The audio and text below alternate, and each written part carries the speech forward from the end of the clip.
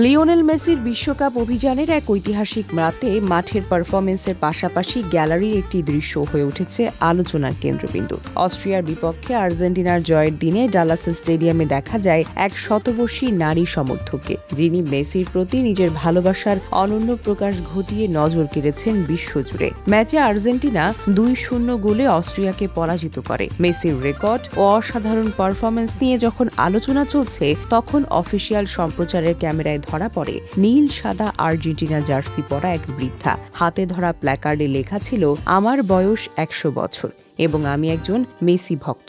মুহূর্তেই সামাজিক যোগাযোগ মাধ্যমে ছড়িয়ে পড়ে সেই ছবি ও ভিডিও। অনেকেই জানতে আগ্রহী হয়ে ওঠেন কে এই শতবর্ষী মেসি সমর্থক। তিনি হলেন পলিন কানা, যিনি অনলাইনে গ্যানি স্মিথ এবং গ্যাংস্টার গ্যানি নামে পরিচিত।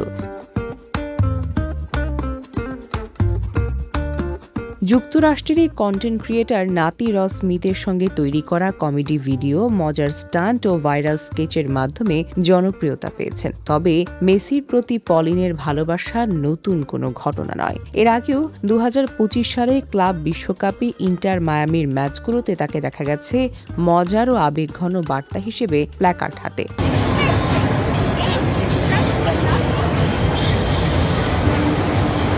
পোর্তের বিপক্ষে ম্যাচে তার প্ল্যাকার্ডে লেখা ছিল, মেসি তুমি কি আমাকে বিয়ে করবে? আবার পিএসজির বিপক্ষে ম্যাচে তিনি লিখেছেন, মেসি আমি তোমাকে ভালোবাসি। বয়স তো একটা সংখ্যা।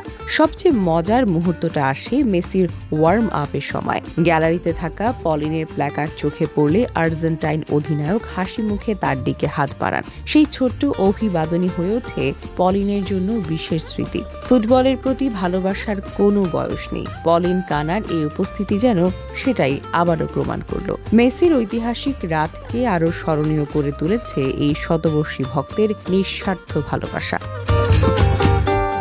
ডেস্ক রিপোর্ট, রিক্যাট নিউজ।